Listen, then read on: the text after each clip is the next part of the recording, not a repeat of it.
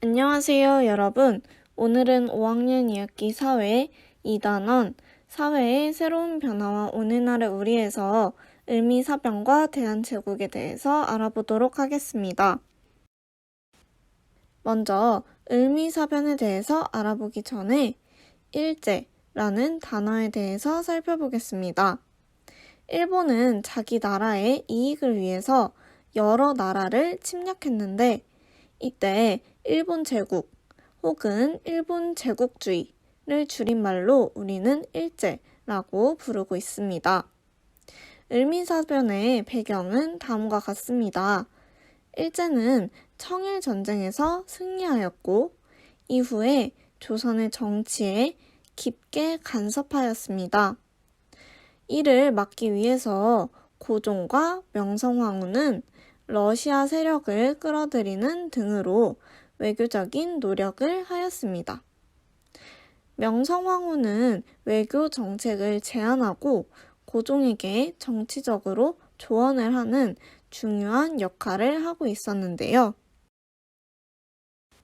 일본이 경복궁에 침입을 하였고 명성황후를 시해하고 시신을 불태우는 을미사변이 발생하였습니다. 이때 시해는 왕이나 왕비 등의 윗사람을 죽이는 것을 말합니다.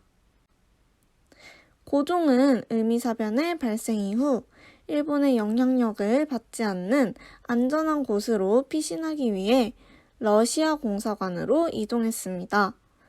이를 우리는 아관파천이라고 합니다. 이 아관 파천으로 인해서 조선에서 일본의 입지는 줄어들었지만 동시에 러시아의 영향은 확대되었습니다. 아관 파천 이후 근대화와 자주 독립을 위한 노력이 지속되었는데요.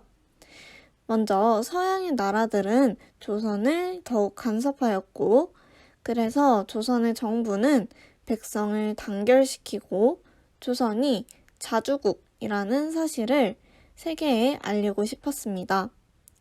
그래서 먼저 독립신문을 창간하였는데요.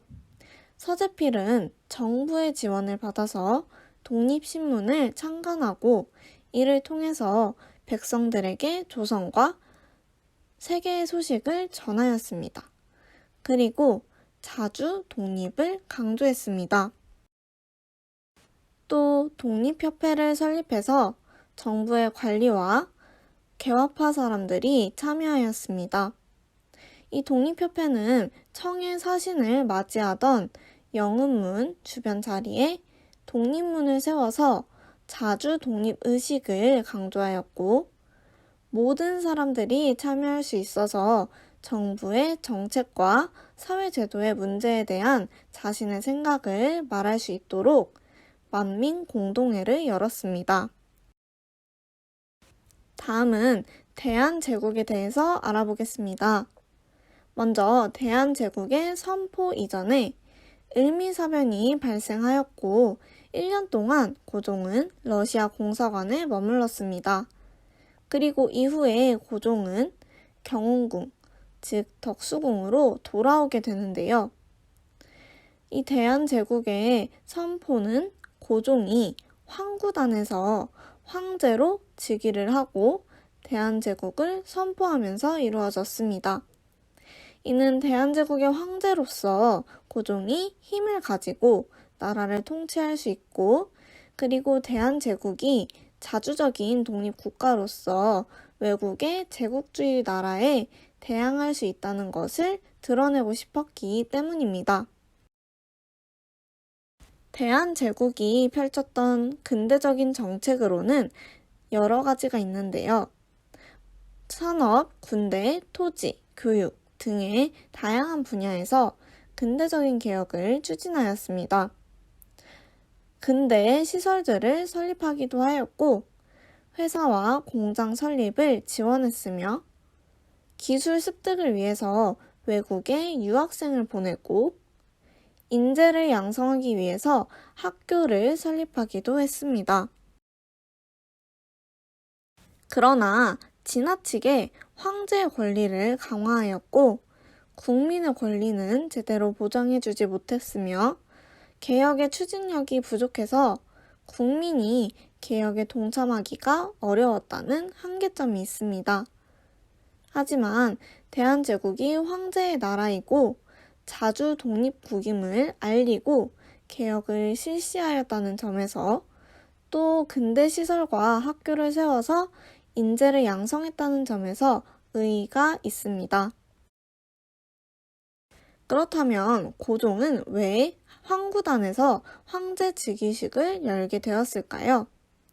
먼저 황구단은 황제가 하늘에 제사를 지내기 위한 목적으로 만들어진 둥글게 쌓은 단입니다.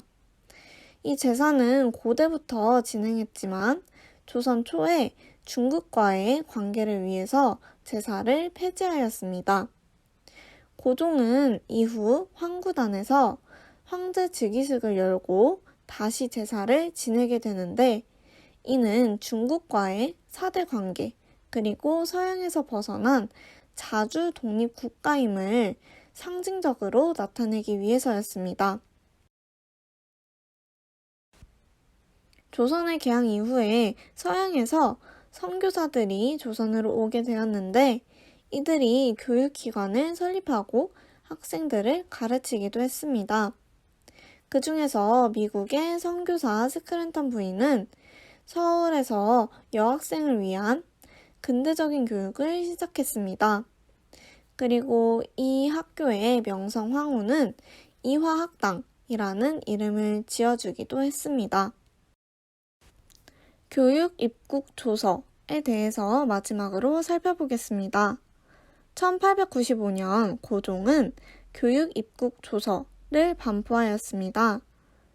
이 조서의 내용은 국가의 부강은 지식의 계명에 달려 있으니 교육이 실로 국가를 보존하는 근본이다 라는 내용이 담겨 있는데요.